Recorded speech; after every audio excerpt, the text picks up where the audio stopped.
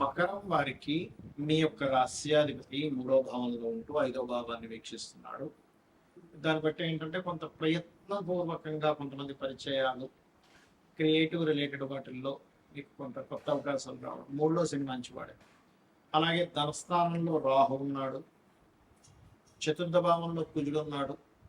కుజుడు వల్ల ఏంటంటే కొంచెం వాహనం మీద వెళ్ళేటప్పుడు కానీ ఏదైనా కోర్సు చేసేటప్పుడు కానీ తెలియకుండా ఒకసారి ఆవేశం, మీ యొక్క ఆవేశం మూలంగా మీరు అనవసరంగా బ్యాడ్ అవుతారు. ఇది గుర్తుపెట్టండి. ఆవేశం పనికిరాదు ఇక్కడ. మకరం వారికి చతుర్థంలో కుజుడు ఉన్నాం. కాకపోతే ఏదైనా ప్రాపర్టీ తీసుకోవడానికి వీటి అన్నిటికీ బాగుంది అనుకూలత చెప్పాలంటే. అలాగే సంతాన స్థానంలో రవి 15 జూన్ 15 వరకు దాని తర్వాత 6వ స్థానంలోకి వెళ్తున్నాడు. 6లో శుక్రబుధులు ఉన్నారు.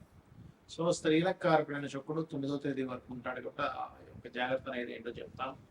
ఈ జూన్ 2వ తేదీ నుంచి ఎప్పుడైతే గురువు సప్తమంలోకి వస్తున్నాడు, అష్టమంలో కేతు ఉన్నాడో, ఈ యొక్క చంద్రుడు లాభభావం నుంచి 12వ భావం వరకు 12 రాశులు తిరిగేసి మళ్ళీ లాభభావంలో నుంచి 12వ భావం వరకు తిరుగుతాడు ఈ నెల మీకంతా కూడా.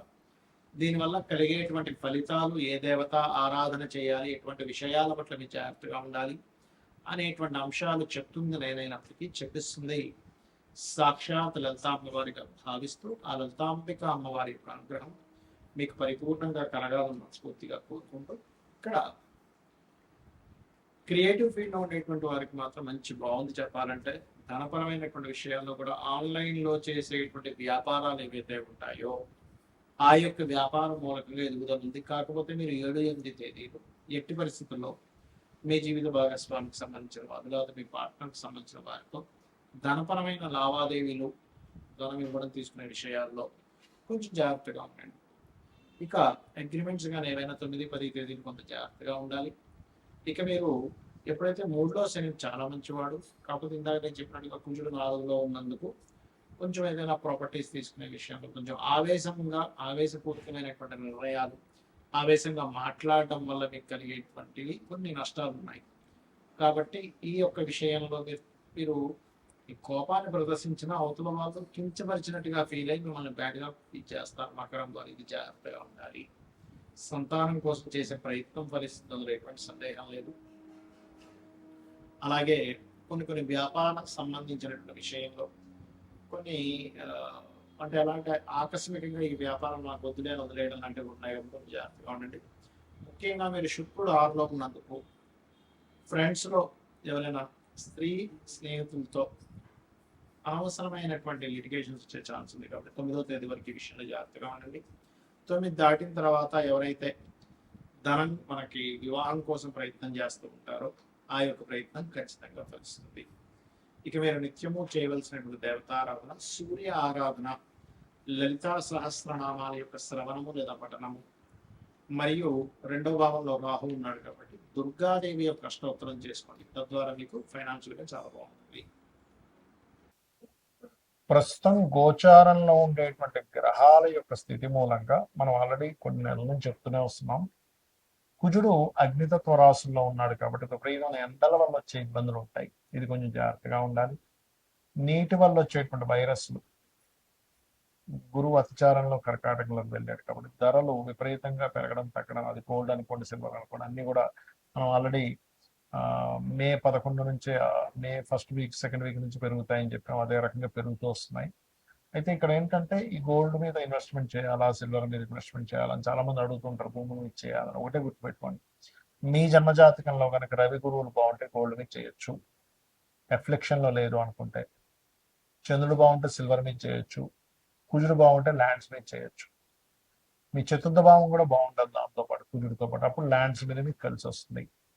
అయితే ఎప్పుడు కూడా ఈ గోచార ఫలితాలు గోచారంలో ఇటువంటివి ఇస్తూ ఉన్నప్పటికీ మీ జన్మజాతకంలో అసలు ఏముంది అనేది చూసుకోవాలి. ఇప్పుడు కూడా మీ జన్మజాతకంలో కనుక మీకు లగ్నాధిపతి ఎలా ఉన్నాడు, లగ్నం ఎందుకు బలహీనంగా ఉందా బలంగా ఉందా, అది గోచారంలో ఏదైనా మీ లగ్నాన్ని అప్లిక్ చేస్తుందా అనేది చూసుకోవాలి. అప్పుడు ఏమవుతుందంటే మీకు అది ఏ గ్రహం ద్వారా మీకు అఫ్లిక్ట్ అవుతుందో దానికి దానం ఇచ్చుకున్నా, దాని మంత్రం చేసుకున్నా మీకు క్లియర్ అయిపోతుంది. ఏం టెన్షన్ పడక్కర్లేదు. ఏలినాడ్సిన వచ్చేసింది, కాలసప దోషం ఉంది, ఇలాంటివి ఏం పెట్టుకోకండి. మీరు నిత్యము మీరు మీ ఇష్టదైవాన్ని ఆరాధించుకుంటూ నిత్యము లలిత చదువుకోవడము, ఉదయం సాయంత్రం ఏదైనా చక్కగా ఒక ఆలయానికి వెళ్ళడం చేస్తే మీ చుట్టూ మీ ఆరాలో పాజిటివ్ ఎనర్జీ ఎప్పుడైతే వచ్చిందో దేనికి భయపడాల్సిన అవసరం ఉండదు. కాకపోతే ఇక్కడ ఏంటంటే ఆస్ట్రాలజీ ఎందుకుంది, జ్యోతిష్ శాస్త్రం ఎందుకుందంటే మీకు ఒక మార్గం చూపించడం, జ్యోతి అంతే కదండి, వెలుగు, జ్యోతిష్యము అంటారు. కాబట్టి వెలుగునిస్తుంది. అసలు మీకు ధనయోగం ఎందులో ఉంది అనేది మీ జాతకం చెప్తుంది. ఈ మార్గంలో వెళ్తే, ఈ ప్రొఫెషన్లో ఉంటే, ఇది చదువుకుంటే, ఈ వ్యాపారం చేస్తే, ఈ ఈ సమయంలో వ్యాపారం చేస్తే, ఇటువంటి వాటికి సంబంధించిన సర్వీసెస్ లేకపోతే ఉద్యోగం చేయాలనే దాన్ని ఒక క్లారిటీ ఇస్తుంది. అదేవిధంగా మీరు చేసే ప్రయత్నాలు అనుకోండి, మీరు ఉండే డైరెక్షన్ అంటే మీరు ఎప్పుడు గృహం కొనుక్కోవాలి, ఏ డైరెక్షన్లో నివసిస్తే మంచిది అనేది మీ చతుర్థ భావం. సంతానం ఎందుకు అభివృద్ధి అవ్వట్లేదు, సంతానం కలగాలంటే ఏంటి, కలగకపోవడానికి కారణాలు ఏమిటి, కలిగినా ఎందుకు వారు అలా ఉంటున్నారు, దానికి రెమెడీ ఏం చేసుకోవాలని మీ పంచమ భావము. రుణరోగ శత్రుభావం అంటారు. అంటే మనం పూర్వజన్మంలో చేసినటువంటి కర్మలు రుణము రూపంలోని, రోగము రూపంలోని, శత్రు రూపంలో వస్తుందట.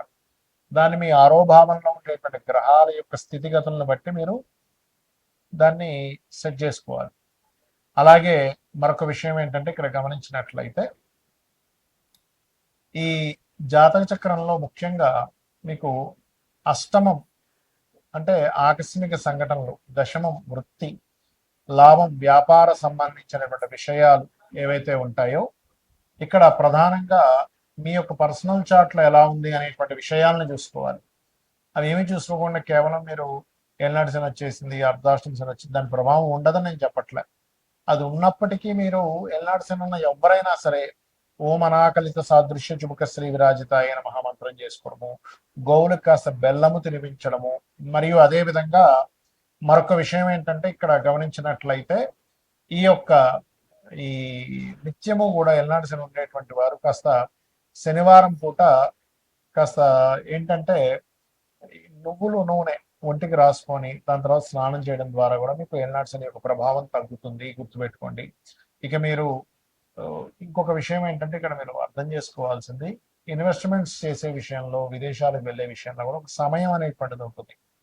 ఎప్పుడు ఇన్వెస్ట్మెంట్ చేయాలి, ఎప్పుడు ఇన్వెస్ట్మెంట్ చేయకూడదు, ఏ సమయంలో ఇన్వెస్ట్మెంట్ చేయడం వల్ల మీకు మంచి ఫలితాలు ఉంటాయి, ఏ సమయంలో ఇన్వెస్ట్మెంట్ చేయకపోవడం వల్ల మీకు మంచి ఫలితాలు ఉంటాయి కూడా ఉంటుంది. అది మీరు గోచారంలో 12వ భావంలో ఏ గ్రహం వచ్చి కూర్చుంది అనేటువంటిది చూసుకోవాలి. అది మీరు ఇది సమయం మంచి సమయమా కాదా అనేటువంటి నిర్ధారణ ఇస్తూ ఉంటుంది.